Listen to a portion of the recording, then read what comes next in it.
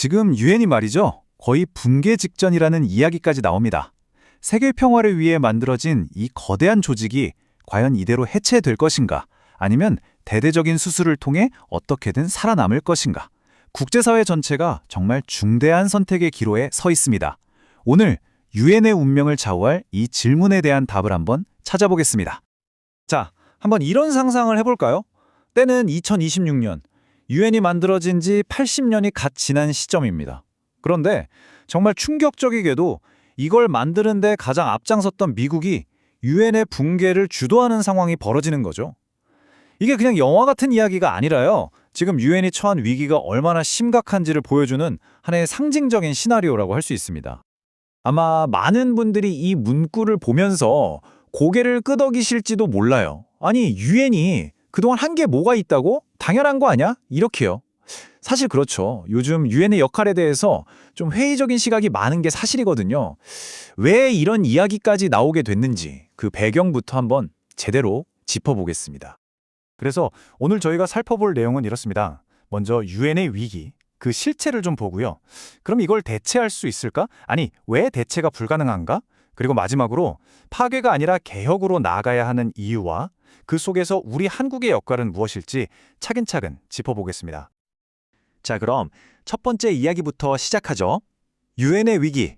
도대체 뭐가 문제길래 그 토대까지 흔들린다는 걸까요? 지금 유엔의 상태를 보면요. 여기저기서 문제가 터져나오고 있어요. 냉전이 끝난 지가 언젠데 분쟁은 끊이지 않고 제일 중요해야 할 안전보장이 사회는 강대국들 밥그릇 싸움에 그냥 멈춰서 버리기 일쑤죠. 인권 문제요. 정치적으로 이용된 지 오래고요. 결례안은 통과는 되는데 그게 실제로 집행되는 건 거의 보기 힘들어요. 결국 이 모든 문제의 뿌리를 파고 들어가 보면 80년 전에 만들어진 이 P5 중심의 낡아빠진 구조가 떡하니 버티고 있는 겁니다. 21세기 현실과는 너무 동떨어져 있죠. 그럼 이런 생각도 들죠. 아니, 이렇게 낡았으면 그냥 버리고 새로 만들면 안 되나? 아까 그 가상 시나리오에서 미국이 제안했던 평화위원회 같은 거 말이에요. 꽤 매력적으로 들리기도 하는데요. 자, 이 표를 보시면 두 모델의 차이가 확 들어옵니다. 한쪽은 유엔 체계, 다른 쪽은 미국이 주도하는 평화위원회. 유엔은 뭐니 해도 거의 모든 나라가 참여하는 포괄성과 여기서 나오는 정당성이 핵심이에요. 물론 느리고 답답하죠. 비효율적이라는 약점이 있어요. 반면에 평화위원회는 어떨까요? 힘 있는 나라들 중심으로 움직이니까 엄청 효율적이겠죠? 하지만 치명적인 문제가 있습니다. 바로 보편적인 정당성이 없다는 거예요. 이게 정말 중요한 지점인데요. 진정한 안정이라는 건 힘만으로 밀어붙인다고 만들어지는 게 아니거든요. 반드시 정당성이 필요합니다. 전 세계가 그래, 저 결정은 따를 만하다라고 인정해줘야 한다는 거죠. 힘으로 찍어 누르는 건 잠깐은 통할지 몰라도 결국엔 더 큰 반발을 부를 수밖에 없어요. 자, 그렇다면 이렇게 결함이 많은데도 왜 우리는 계속 유엔을 붙들고 있어야 할까요? 왜 유엔은 대체가 불가능하다고 말하는 걸까요? 그 이유를 한번 살펴보겠습니다. 유엔의 진짜 가치는요, 완벽해서가 아닙니다. 바로 이거예요. 지구상에 있는 거의 모든 나라가 모여서 총칼 대신 말로, 외교로 문제를 풀 수 있는 유일한 공간이라는 점. 이게 있기 때문에 최악의 상황을 막는 일종의 안전판 역할을 해왔던 겁니다. 그리고 한번 보세요. 팬데믹, 기후변화, 핵 문제 이런 것들요. 세계 최강대국 미국이라고 혼자 해결할 수 있을까요? 절대 못하죠. 이런 문제들은 국경이 없잖아요. 그러니까 이걸 해결하려면 국경을 넘는 협력의 틀, 바로 유엔 같은 다자기구가 반드시 필요한 겁니다. 여기서 우리가 좀 생각을 바꿔볼 필요가 있어요. 지금 이 위기가 유엔의 끝이 아니라 오히려 기회일 수 있다는 겁니다. 오랫동안 골마 터지기 직전이었던 문제를 드디어 수술대에 올릴 기회 말이죠.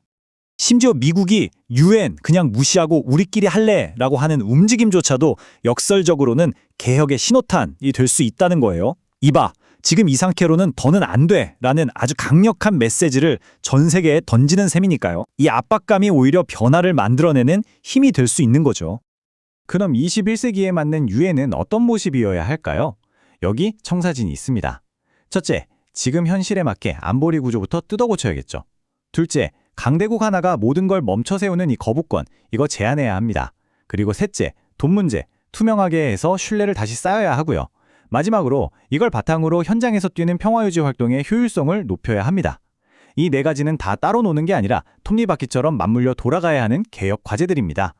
자, 이제 이 거대한 국제 정치 이야기를 우리 한국의 이야기로 가져와 보겠습니다. 이 유엔 문제는 남의 나라의 얘기가 아니라 바로 우리에게 정말 중요한 문제입니다.